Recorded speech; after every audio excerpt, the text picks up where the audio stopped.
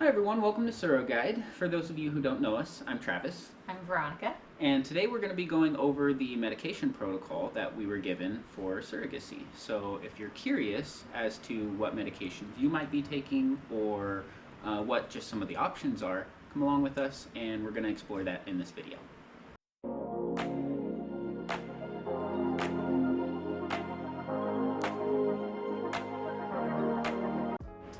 Hey guys, welcome back. So we're excited to make this video because we were given our med protocol, and this is something that we've been waiting for a very long time. And once you receive your med protocol, you're moving towards transfer day. So we've just been super excited about this. It's been a long time coming and the time is finally here. Yeah, we're super excited to make it because we know this is a hot topic for a lot of surrogates. You know, you really want to know what kind of medications you're going to be taking, and the injections are very intimidating. So hopefully we can kind of put some of those to rest a little bit in this video by giving you a little bit more information on what to expect there. Oh yeah, absolutely. So we'll go ahead and get into it. Okay. Usually there's a few different kinds of medications that most surrogates will be prescribed. Usually it's going to be starting with a birth control. Do you want to speak on that a little bit? Yeah, so most surrogates are assigned to birth control, and a lot of people wonder why. And it's because a lot of people use birth control to regulate their cycle. And the fertility clinics use it for the same reason. They have you start a birth control pill so that as soon as you get off the birth control pill, they know you will be getting your period, which is day 1 of your cycle. So they know, okay, once you start your period, it'll be day 1 of your cycle. They can start you on estrogen and move from there. So it's exactly the way we all use it to regulate our cycle. Well, the fertility clinics use it too.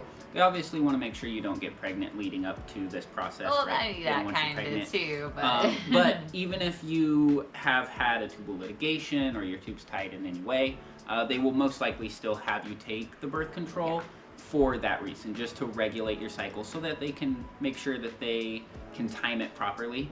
Absolutely. And to work within their schedule. Yes, they care so much about timing. Timing is everything. And that's kind of why they have surrogates on the next medication, Lupron, is because it quiets our ovaries and keeps us from ovulating and producing hormones so that we don't interfere with the transfer cycle. Because if we ovulate early, then it will just throw off the whole timing of implanting the embryo, and so that's why they have to have us on Lupron.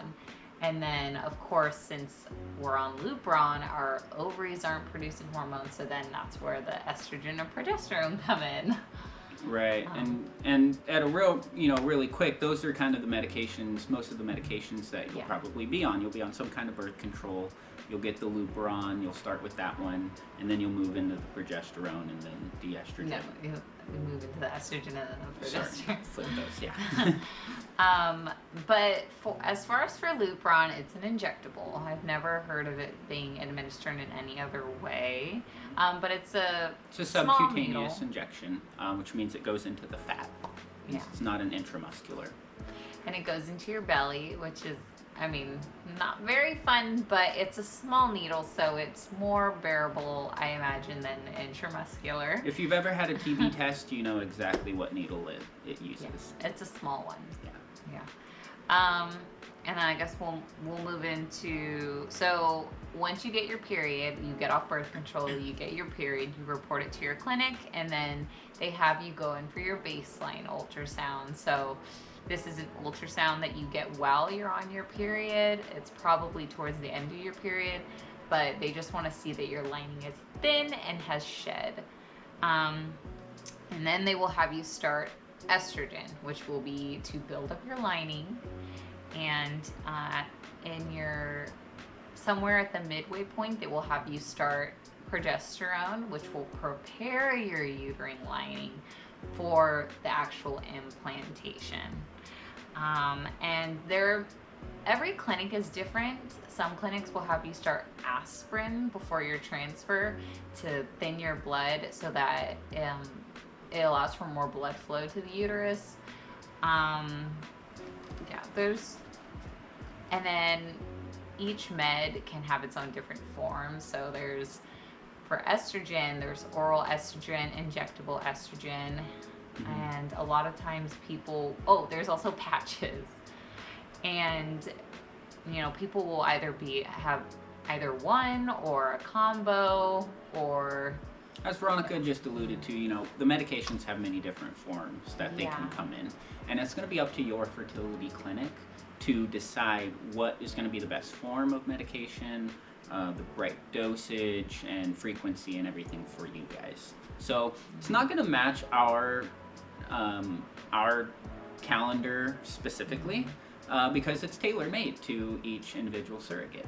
But just understand that these are the medications that you're going to be taking and that they can come in a variety of different forms. So just kind of be prepared for some of those other variations. One that Veronica didn't mention that we'll be taking, or we'll have to do, is suppositories.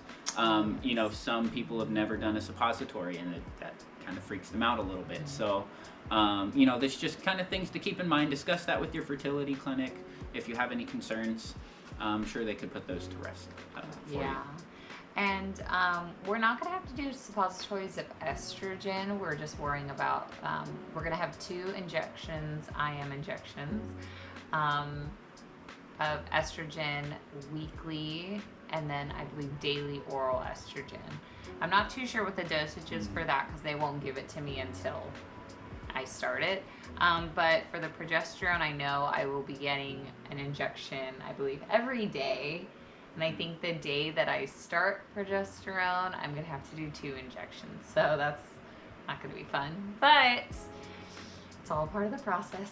And then I will be doing the suppositories of progesterone as well. And most surrogates, if pretty much all of them, have to do the progesterone and oral injections because it's most effective. So be prepared for that. Yeah. But they're definitely doable. I mean, there are ways to make them more bearable, which we plan to do a video about that.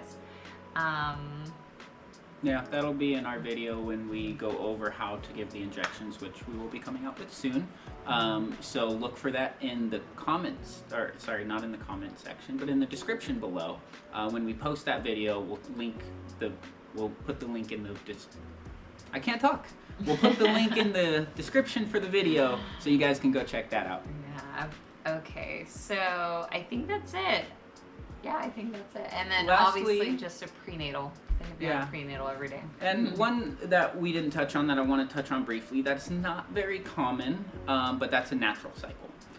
To where they don't prescribe you any medications and they just let your body do what it naturally does. They prescribe you very little medications. And that actually, well, some clinics will do it, but it's just they need to monitor you much closely. So probably more blood draws so they can actually monitor your levels and make sure that you don't It's a lot harder for them to control things in that scenario, so most clinics tend to not opt for that option. It can be a little bit more risky, but just understand that that is a potential option if that's something that you're super concerned about. Taking the medications, if you can find a clinic who is okay with that and find some intended parents that might be okay with that, that could be an option for you. Absolutely. Yeah, so those are all the meds that you can expect during surrogacy.